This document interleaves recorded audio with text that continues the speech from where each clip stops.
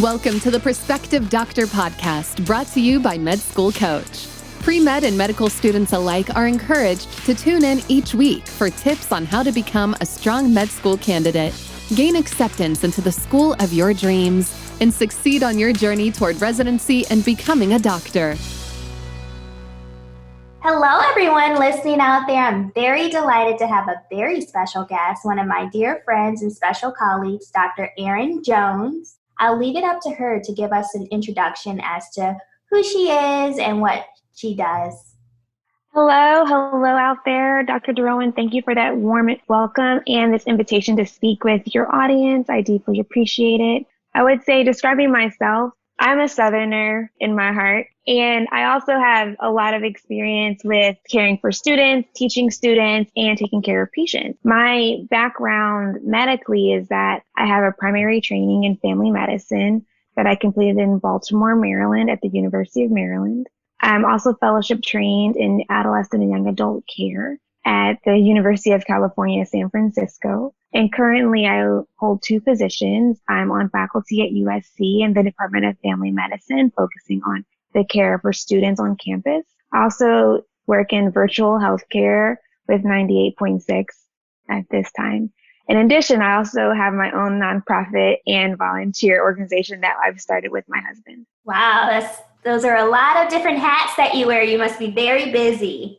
Well, that's the nature of family medicine. It's to wear so many hats and do it all. I totally agree. Now, would you be able to tell us a little more about what led you to choose family medicine as a specialty? Sure. To me, I always think of community first. In my family, we have a lot of roots in community organization. And so when I looked at picking a specialty or even picking medicine, I thought, how could I use my skills, talents, and interests to affect my community? And I picked family medicine because I was interested in the whole thing, the whole lifespan, from cradle to grave, as they say, from the beginning to the end. And I wanted to learn about people in all aspects of life so I could advocate for them in the community in all aspects of life. And so that's what drew me to family medicine. And I went on to do adolescent and young adult medicine as a fellowship because I really thought that a lot of these changes or illnesses that we see in adulthood or later life, you can have a powerful time to impact people at this change of life. This beginning at first independence was a really powerful moment. And so I thought that'd be the best way to think about how to change lifestyles. That's awesome. And since you are working as faculty at USC and you've done fellowships and things like that, what advice do you have for students in terms of how to succeed on rotations?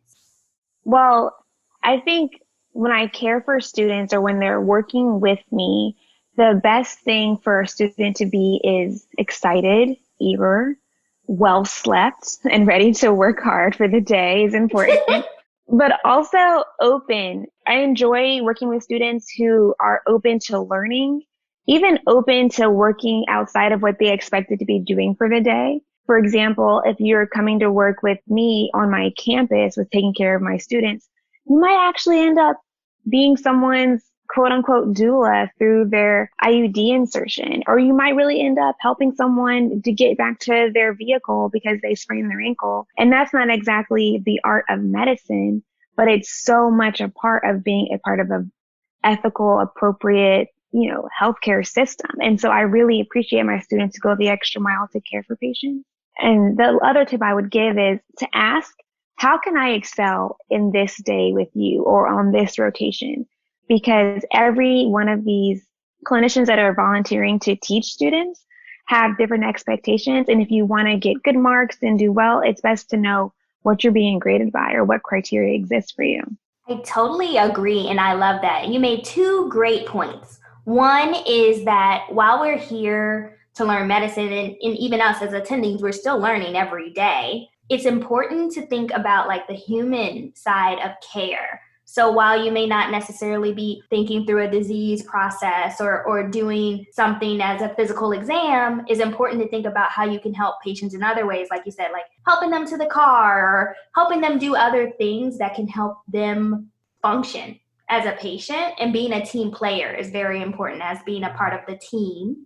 And then you also mentioned expectations, which is very important because one attending may have a different expectation than another. And it's always great to start off with finding out what those expectations are in the beginning instead of midway or even at the end of a rotation when you get certain feedback.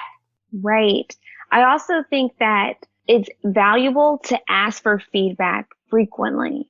In my perspective, I think of feedback similar to the way I think of GPS. If your GPS didn't tell you got to the wrong place, you would be upset. You want to know as soon as you make the wrong turn, not when you're at the wrong building. And so I would definitely ask for feedback when you do something that's new, something feels uncomfortable, or just at a timed basis. For example, once weekly or halfway through your rotation would be a good time to ask what you're doing well and where you can improve. That's great advice. At Med School Coach, we know that getting into medical school is hard. In fact, 60% of pre-meds who apply to medical school don't even get accepted. And if you want to get accepted into a top medical school, it's even harder. It's a complicated process, and even students with great grades and MCAT scores get left out. That's why more students than ever are turning to Med School Coach for admissions advising. Our advisors are all physicians and former admissions committee members, so they know exactly what medical schools are looking for. One-on-one admissions advising from Med School Coach makes all the difference. Our expert team will help you develop a game plan, prepare your application, edit your essays, and coach you for interviews. Every pre-med has a story, and we'll help you tell it so you can stand out from the crowd. Visit us online at medschoolcoach.com and use offer code PODCAST10 to save 10% up to $400 on a Med School Coach admissions advising package. You can achieve your medical school dreams, and Med School Coach can help. Earlier, you mentioned that practicing family medicine is important to know about the whole person and how their environments can kind of like affect their health. How would you recommend that physicians advocate for their patients? The first step in advocating for your patients is always going to be listening. This is the way that you're doing your individual human-based research on what is going on in your community. So the first thing is always to listen to the sacred spaces that you share with your patients, these stories of how they got injured or why they're feeling ill or what's going on with their medicines. Always listen. The second thing I learned from reading a lot of Atul Gawande is always to be counting and thinking about it in groups. For example, when we were working in Baltimore, and I can say we because you and I work together in Baltimore, we realized that a good amount of our patients were younger. Even though we're seeing from cradle to grave, we really weren't seeing that full spectrum of older age. And if you realize that over time, the next thing is to ask why. So first listen, second think and count, and then three, ask why. And a lot of the whys for women working in Baltimore was because of food access, substance abuse, substance use, limited access to healthcare, limited access to addiction support, intentional placement of poor housing. And these are what I would say are rooted in systemic racism against the population. But you always have to ask the why for what's going on with your patients. Both you can ask them because they may have interesting and valuable insight, but you should also ask a bigger group. So I think it's important to think about people as individuals and as a community level response. So those are the first steps. Then once you get that information, that's when you start your advocacy piece. And so really advocating is starting at those roots and saying, how can I approach this? Who can join me in this venture? For me, what I did was when I was working as a resident, I found out that our patients weren't really having a good time getting into our care. There was a lot of barriers and they were running into barriers at a similar place in the city. So we grouped ourselves together. We found like-minded people. We started doing health screenings in that area where we could talk about issues, do some of our patient care in that area where our patients were frequenting to help their overall health outcomes. And we thought that was a good way. And our patients responded well. We gained new patients and they learned more information and they felt more comfortable with us as being their providers. So that's one example of how to advocate for patients. But you can do this in a lot of other systems, regions, and environments. That's good advice. I love how you put it into the sense of a community. Like every community is different. So you have to do a needs assessment and see what your patients actually need. Because currently, I live in the Washington, D.C. area, and you live in LA, and the needs of a patient living in the district are different than the needs of a patient living on the West Coast. So, for instance, right now, there are the fires going on the West Coast, and our coast doesn't have fires, and those types of things can impact patients differently, and you may have different needs for advocating for certain things like climate change, which we all need, but more rapidly where you guys are right now. Right. And it allows you to use your voice, because what you have that's special than other people in the world or in our systems is that we get to talk to patients about their private details. We get to share this sacred space with them. And this gives us time to see how many people are having this similar barrier. How can we address this? How widespread is this? And this is a valuable piece of medicine, and it's so important to how to care for your patients accurately and appropriately. That's awesome. As we kind of mentioned and hit on some of the key points, 2020 is a year where a lot of core issues affecting patients' livelihood are being highlighted globally. For example, climate change, how COVID is affecting different health disparities and highlighting how prevalent they are in certain communities, police brutality, and a lot of other things. How do you suggest that physicians can engage in these issues as activists? You're right. This is similar to how I would approach any topic when it relates to advocating for your health or for your patient's health. In 2020, what we're seeing is that we have a slowing down of a lot of our old infrastructure. We had some less time with sports than we usually do for the year. And that kind of made, in my perspective, it made a vacuum or an opening for us to talk about these social issues that have always been present about police brutality and violence. And the ways that we can advocate for our patients is make this real. Some people will feel the need that to separate this issue from healthcare or separate it from racism itself, or just saying, oh, this one bad incident between these two people. But what you can do is use your voice, because we know as healthcare providers that what is going on is killing people on a larger level. We know that seeing police brutality and violence in the streets against people that look like you is dangerous for your own personal mental health. And we know that this imprints on you. This is a trauma that we're experiencing as a community. And we have evidence that trauma definitely kills people over time and is passed down from generation to generation genetically. So we can share the information that we know about the epigenetics of trauma, the effects of trauma on the human body with others, and we should use our voice loudly. So I'd recommend that any platform you have, this platform, your social media platform, speaking with your friends and family, that we always bring this to a larger concept, because it's a winning approach from the other perspective to separate and say it's just one incident. It's just a handful of incidents.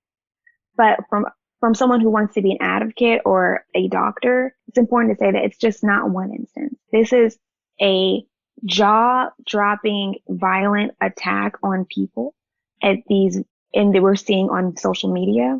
However, we're seeing the same things when we're not giving access to care, when we're not giving food security, when we're not allowing people to live in safety. And so I would recommend that you bring it back to the bigger picture at every moment you can. For me, that's been meeting people who are like-minded in Los Angeles, planning events to talk about homelessness, community value, healthcare. But for you, that may look like letter writing.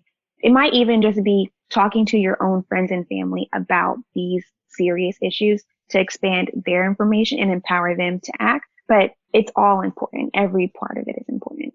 I totally agree with that. And I love that you highlighted that every person can make an impact, and it doesn't all necessarily have to be in the same way. For instance, you mentioned like some people may be out there physically in the community doing advocacy things, but some people may do it in other ways, like talking with family, doing letter writing, doing phone banking, and other things. I think that the message that we're saying is that every little bit helps, and you should use your voice to discuss and move forward on issues that you believe should be addressed. Definitely, that's the point. Also, to me, I feel strongly that as a medical professional, making your voice and your opinion heard when it comes to things like this, such as human rights, it helps people feel safe with talking to you and sharing their details. Because that's what we're asking people to do, is come in, be vulnerable, and share how we can help better their lives. And if you don't say that I am opposed to violence and I support basic human rights, how can a person feel safe telling you their private details of their life? Absolutely. I love that you said that, because as physicians, no matter what specialty you choose, people are going to share the most intimate moments of their lives with you. And that is a privilege. People are going to share when they are being physically abused. People are going to share when they're struggling with food insecurity. People are going to share when they can't pay your medical bills because they are going to lose their homes because their mortgages are being foreclosed on, or their landlord is kicking them out because we are living in COVID right now, and some people can't finance certain bills because they're not making any money. And it's one thing, and a lot of people may say that politics should be separated from healthcare, but healthcare is a political issue if you put it like that. Like, it shouldn't be, but it is. Like, human rights are rights. And that's, and a lot of people go into medicine saying like, I'm doing this to help people. And you really are helping people. And you just have to figure out how and what issues that you want to help them with. Exactly. We're talking about human rights issues all the time in healthcare at every aspect. And it's so valuable to think of it, like you mentioned, as a privilege to share these intimacies with people. And I believe you have to earn this privilege. It's something that you need to earn on a regular basis. And this is why I really love family medicine, is because it's always about the whole person. You know, we have those beautiful moments where we're caring for a parent and their child. We're learning about how this parent functions and how that may affect how this child functions. Or in our case, we had so many multi-generational families. We had grandmas, parents, and children, and we were caring for all of them. And you learn so much about what these individuals are facing based upon what the whole family or community is facing. So family medicine really helped me stay grounded in the community, as I always wanted to when I was growing up. That's awesome. And I love the push for family medicine. Everyone that's listening, you don't have to choose that specialty, but it is the most special one. Shameless plug. I will say that you brought up, we've been talking about great issues that are affecting everything. And I just want to put in a shameless plug right now, because on November 3rd is voting day. So I strongly encourage you to talk to everyone that you know and vote, whether it be by mail or in person. Be sure to wear your mask and do your civic duty. And that's just a personal plug for me. I couldn't agree more. When we're thinking about healthcare being political or voting rights, what we're talking about largely is that in the system that is the country that we live in today, there are policies that affect how you seek healthcare, such as the Affordable Care Act, such as our decision not to have universal health care. And these are policies. So I agree, it should be nonpartisan. We should all be able to support health and well-being and rights for all. But unfortunately, policies are involved in who gets to live where, whose streets are cleaned when, who gets what access to education, healthcare, finances. And so this makes it innately political, even though the sound of that doesn't sound beautiful to have basic rights be politicized. However, it's so important to be active in the political environment that you live in. And that is a great way to speak for your community if that's your favorite way. You can vote in the presidential election. You also should definitely get into your ballot, prepare for your ballot, learn what local things are happening, what local DAs, politicians, council people are up for nomination or to be elected this year.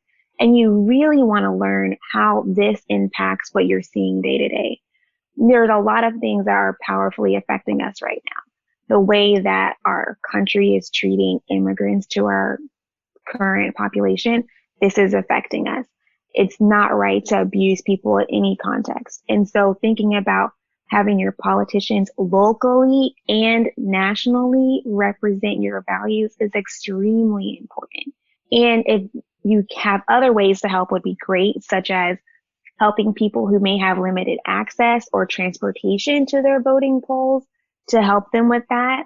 You can also not only register to vote online, you can verify that you are registered, because the last thing you want is a surprise when you're trying to mail in your ballot or go in person.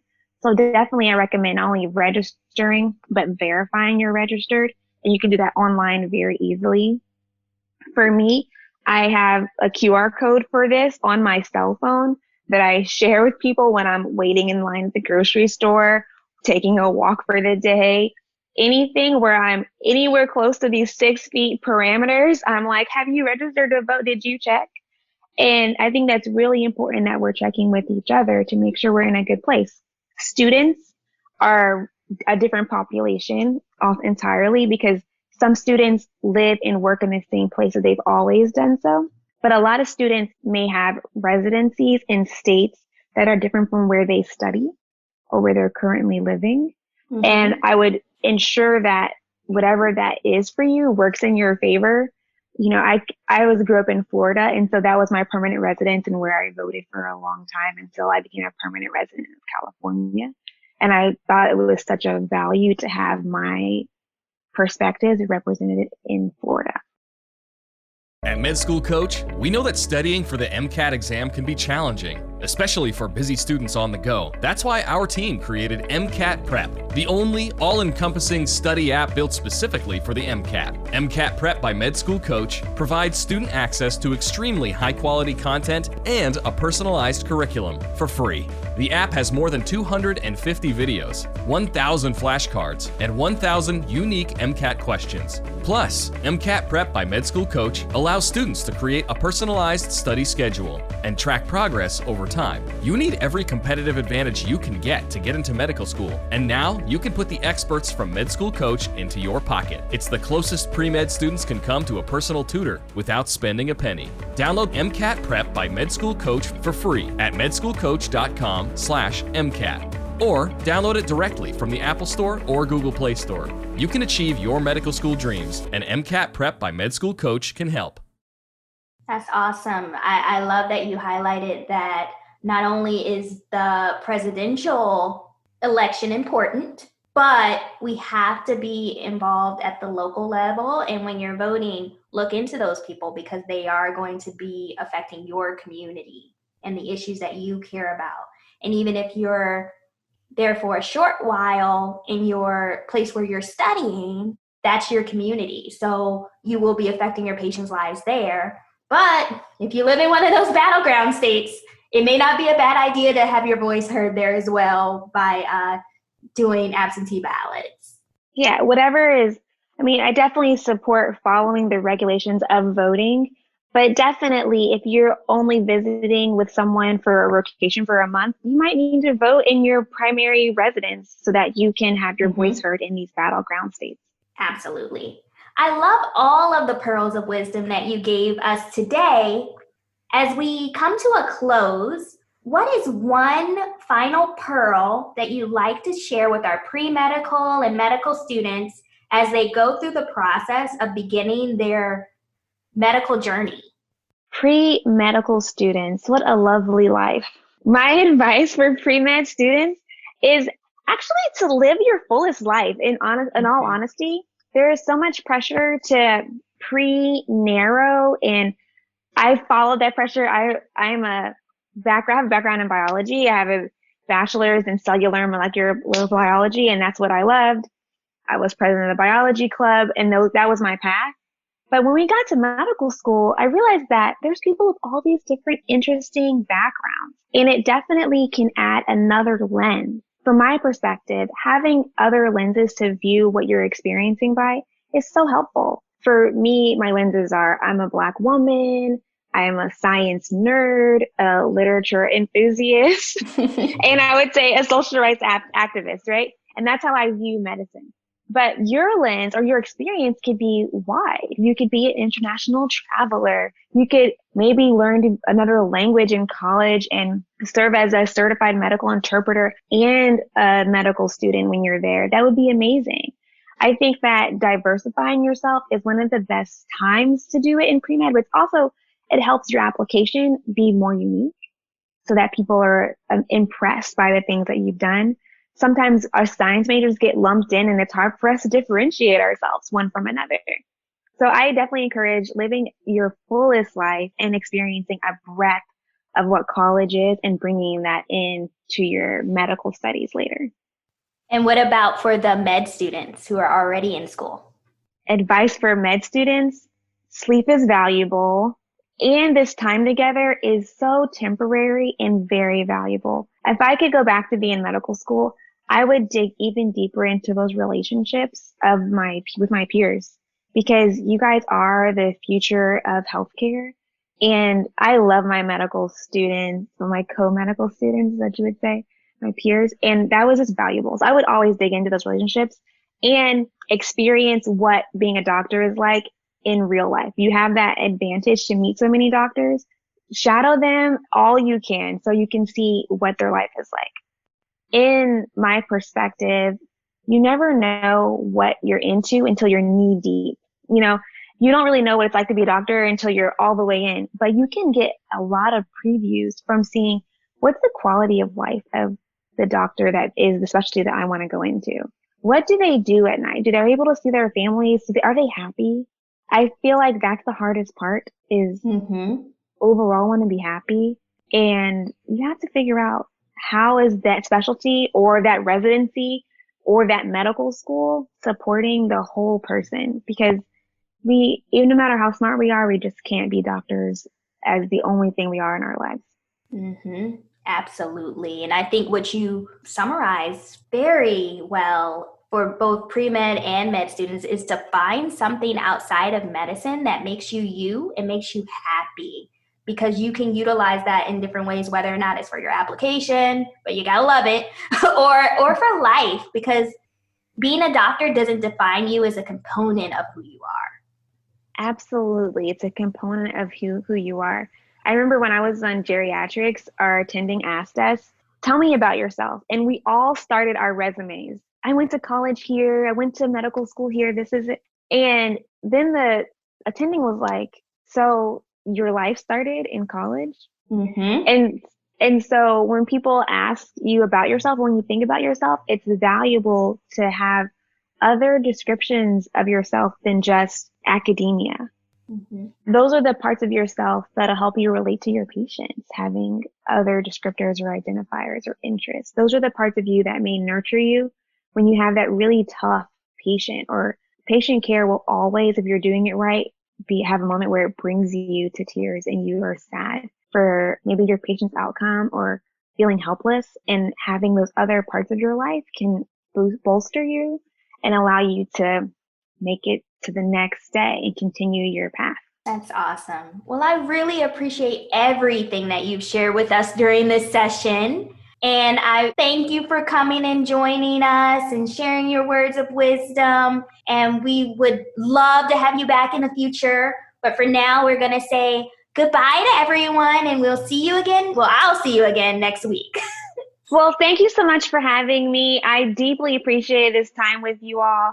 I encourage you to reach out to me. I'm available, of course, on LinkedIn. I love mentoring. And so anyone who's looking for a family medicine mentor in Los Angeles, please don't hesitate to reach out. It was a great time. Thank you. Thank you. Bye. Each episode of the Prospective Doctor podcast is brought to you by Med School Coach. To access articles, videos, webinars, and free tools to help you succeed on your journey toward med school and beyond, visit our website, prospectivedoctor.com. We hope you tune in again next time.